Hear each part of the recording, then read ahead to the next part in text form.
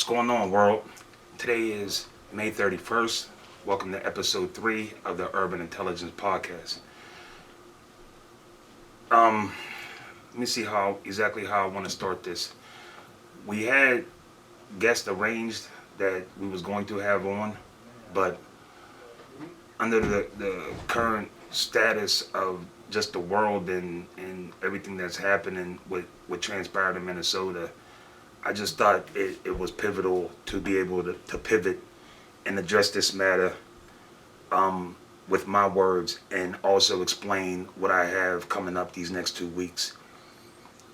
When I launched Urban Intelligence, one of the reasons why I did so was because just the current state of affairs. I actually had this vision almost 10 years ago. I was talking to a friend of mine, Terry Vassar, and I just always seen the world different, and I always seen both sides of things, both from, I guess, the minority's perspective, being a black man, but also the white perspective. Like I have white friends. I've had white friends all my life. Like I stayed over my white friends' house and seen different things, and I also have relationships with people in the criminal justice field and police officers and councils and townships and different things. So working for the Genesis House some years back, I was privileged enough to sit in some meetings with judges and district attorneys and magistrates. And so I formed and built relationships with these people. So I see it from a different perspective than some others might. And like I said, I have relationships with police officers like John Brent, and so I come at this situation and I'm able to step back and look at the whole situation from both sides. And so what this week's podcast is basically going to be about is pretty much explaining what the next 2 weeks are going to be about. I'm going to have a three-person panel on the next 2 episodes, and what I'm going to do is I'm going to have a police officer, somebody in the government, and also somebody who works in the criminal justice, as in the courthouse, on. And then the following week, I'm going to have 3 minorities on, and from all different. I'm gonna have somebody who's just an everyday blue collar worker. I'm gonna have somebody who is successful, and then I'm gonna have somebody who actually has been through the criminal justice system on. And what I want to do is I want people to be able to talk and understand. Again, that's what the premise of Urban Intelligence is about. Right now, if you stroll down your timeline on social media, all you're doing, everybody's dug in, regardless of the situation. And make no mistake about this, I want to get this very, very clear. What happened in Minnesota was a crime. That police officer needs to go to jail. There's no ifs, ands, or buts about it. But what I don't want to happen is you can't paint everybody with a broad brush. We as minorities, and specifically as black men, don't like it when we are stereotyped or demonized in any type of way. And we can't do that when it comes to police officers. There are some decent, hardworking police officers who care, who genuinely want to help. And so, again, going back to strolling down your timeline, all you see is just rage. And I get it. Like listen, anybody who knows me personally knows how I feel and about certain things. But being the CEO of Urban Intelligence, the one thing that I have to do is I have to be able to take my biases and opinions out of it, because I want everyone to be able to come on here and to voice their opinion. And if I come and I have this set criteria on what I believe, then it's going to scare people off from coming on to the podcast, and that's not what I want. I want people to be able to dialogue and talk to each other instead of talking at each other. It doesn't matter. It's to the point in society, and not just with this issue, but with all issues, that everybody is 10 toes down, dug in, and there's no wiggle room. There's no compromise. There's no even listening to the other side. It's just, if you like Trump, there's nothing that he can do bad. If you don't like Trump, there's nothing that he could do good. Same for President Obama, and that just goes down the board. I mean, you see it in a more, I guess you could say, jovial issue like Michael Jordan versus LeBron debate. And that's just the way society is right now. There is no wiggle room. You either like this and you don't like that. And people have to be able to be more advanced than that. Like, I get it. I mean, everything is magnified now with social media, and everybody just wants to have a voice. But again, the rage and the frustration that people have right now is justified, but we have to be able to channel that into action. The powers that be, you can go back, whoever has had the same Facebook for the last 10 years, this is what I want you to do. I want you to go and scroll down as long as your timeline can. I don't know if people will even do it, but just, if you really want to like see something, scroll down from, let's say 10 years, from Trayvon Martin. And then just scroll up. And what you're going to see is from Trayvon Martin to Michael Brown to Castillo to Tamir Rice to Sandra Bland to Eric Garner. It's rinse, wash, and repeat. It's the same thing. Literally. People get outraged on social media. People march. They protest. They riot. And then a week or two, it's business as usual. And at some point in time, like, there has to be a way to do better. Like on all sides. And I'm not just, what I don't want to do, and this is the thing about having the voice and not being like just like everybody else is. You're going to get criticized from both sides. Like, I'm sure people in my community is going to look at me like, oh, I'm selling out. And I'm sure the other people is going to be like, I'm too pro-black. But this is the thing that I learned. If both sides are mad at you, then you're probably doing the right thing. If you're in the middle, then you're probably doing the right thing. And at the end of the day, I trust my heart and I trust my gut.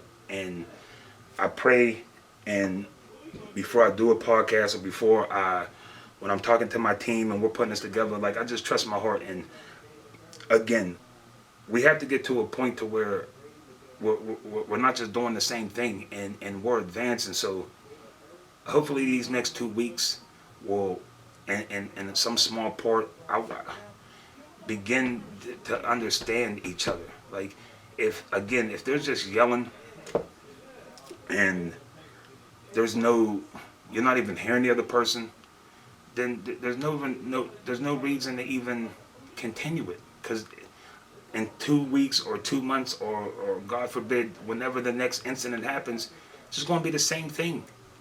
If for the people who are mad and outraged, this is what you need to do. Again, the powers that be, they respect two things. They respect money and they respect the vote. So it's just like for everybody who these last 3.5 years have been running against Trump. Understandable. I got my quarrels and questions about his presidency. But let me ask you this. How many of you people that's running against Trump voted? Just how many? How many of you just assumed that Hillary Clinton was going to win, and now Donald Trump is the president, and now you're outraged? I personally think anybody who didn't vote, like, I really don't want to hear your opinion. Like, you can't expect somebody else to do it. And that's why this urban intelligence even came. You can't just wait for change sometimes. Sometimes you have to be that change. Like, it's scary doing this. It's nerve-wracking. I mean, I'm being seen by thousands of hundreds of thousands of people, soon to be millions. And the bigger that we get, then it's just going to be more. Like, but at the end of the day, I couldn't complain about nothing if I wasn't going to do nothing. And making a post on Facebook, whereas, I mean, I get it, but I mean, what is that? Like, so we have to do better, and we have to do more, and we have to strategize, and not just with like I said, just writing, I mean, making posts or whatever. And I'm doing this podcast. There's no script. I'm a very detail oriented person. Like me and my staff, like we go over things with a fine tooth comb, but I wanted to come and do this podcast strictly from the heart and just let everybody know these next 2 weeks are going to be pivotal. And like eventually I was going to do this like sometime down the road, but it's the time is now, and you have to be able to pivot. And because the world changes every day. I mean, we're working on things with COVID. We're working on things with the drug epidemic. We're working on things with mental health. I mean, we have guests lined up for almost a month and a half. But when something like this happens, like you have to be able to pivot and be able to address it. And like I said, thankfully, with the connections that I made and the relationships that I have, I was able to pull off these next 2 weeks of guests. Like, I mean, that's basically like 6 weeks of guests in 2 weeks because I'm having 3 people on each week. So and getting everybody to be on the same schedule and time, like it's hard, but like God bless that I was able, like I said, to hold and build and maintain these relationships over the years to be able to have people come on, and not only that, to be able to have people in government trust me enough to do this. I mean, like right now, police and people who are in power are under attack. They're looked at as the bad guy right now, so they have to be able to trust me enough to know that I'm not going to attack or try to assassinate their character when they come on here. But make no mistake, when you come on Urban Intelligence, you are going to be held accountable. I mean, you can't come on here and just say whatever you want and think that I'm not going to, I don't know if challenge is the right word, but if that I'm not going to hold you accountable for the things you say. Like I said, I have a tremendous staff and we do a research and so when you come on here, just understand that one, I want your voice to be heard. I want you to speak, and I want you to be able to assimilate your message to the people and be genuine as you can be. But also know and understand that in these times is when people have to, like you have to lean on your better angels and just do the right thing. And that's the same goes for the police officers and also our community. When a cop is wrong, all police officers should come out and say that cop is wrong. Period. Like that's just the that's just the. It seems so simplistic, but it almost never gets done. I mean, incident after incident after incident, you see these things, and yet they rally around them. Not all, again, not all police do, but most of the majority of them do. And so you lose credibility when you do that. And the same thing is with our community. If somebody in our community is wrong, we have to hold them accountable. That's the only way that we start to gain ground and have more credibility. If every incident is just not the police's fault. Like if somebody in our community did something and the police was right, we have to say that. Like it's time to be adults, and it's time to like really look ourselves in the mirror on all sides, just people and as Americans in this country, like, and just hold people accountable and say what's right and say what's wrong. If Donald Trump does something good, say Donald Trump did something good. And for the people who are just Trump fans or whatever, if he tells a flat out lie, say he just told a flat out lie. That's it. It seems so simplistic and so simple, but yet it almost never gets done. And so hopefully my hope is in these next 2 weeks, when I have this panel on and I get to sit down and ask questions, hopefully it starts dialogue. And like I said, in the month of May, this is technically our third podcast, and it's May 31st, so we'll have 3 podcasts in this month. In the month of May, and like I said, we only shot 2. We was the 5th most searched in the country, so Urban Intelligence is gaining ground, and this is just the beginning. We'll be in our home office here soon. I mean, they're starting with the restrictions, and we got great guests coming on, and like I said, this is what Urban Intelligence is about. Like this was when the idea first came, it was for moments and situations like this. I mean, in my 38 years, I mean, you got the COVID, you got police shootings, you got, I mean, there's just a lot going on in the world right now. And so I knew one day I was going to be here. I just didn't know. And so now that it's here, it, it's just time to be fearless, man. Like that's all. And again, I don't care what the opinion is on me. I don't care what people think, good, bad, or indifferent. When you know in your heart that you're doing the best that you can, and you can go to bed at night and be comfortable, then that's all I care about. I don't care about public opinion. I don't care about what people think. I was raised a certain way, like, and the way I was raised is you hold the door for the elderly. You refer to people who are older than you as yes sir, no sir, yes ma'am, no ma'am, white, black, regardless of the color. And so it's, like I said, for me, it's easier for me to be able to step back and to look at a situation from both ends, because basically I've done it my whole life. And so I just want everybody else to do it, and just don't just do it because something's trendy. Like, that's what I see more than almost anything else, is that whatever's trendy and whatever the popular opinion is, that's what people's going to go with. But again, the hardest thing to do in life is to be an individual. Like, it's so simple to just follow the crowd, and so many people do it. I made a video the other day. It was like a short 1-minute video, and in that video I said something about how people just like follow the crowd and what have you.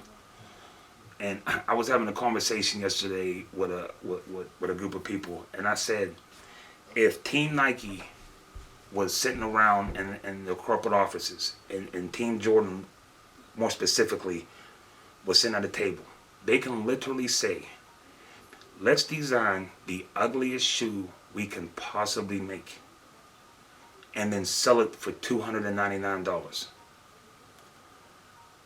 How many people do you think would buy that shoe? Millions upon millions. Why? Because it's just a Jordan. And until we break that mindset, and like, I thank my father tremendously for never letting me like be that person and being an individual. I don't have to follow what everybody else is doing. And so again, that's how we got here. That's what Urban Intelligence is about. We're growing, we're building, the team is getting stronger, and like I said, so when situations like this arise and occur, we can pivot on a dime and we can transition into whatever we have to do.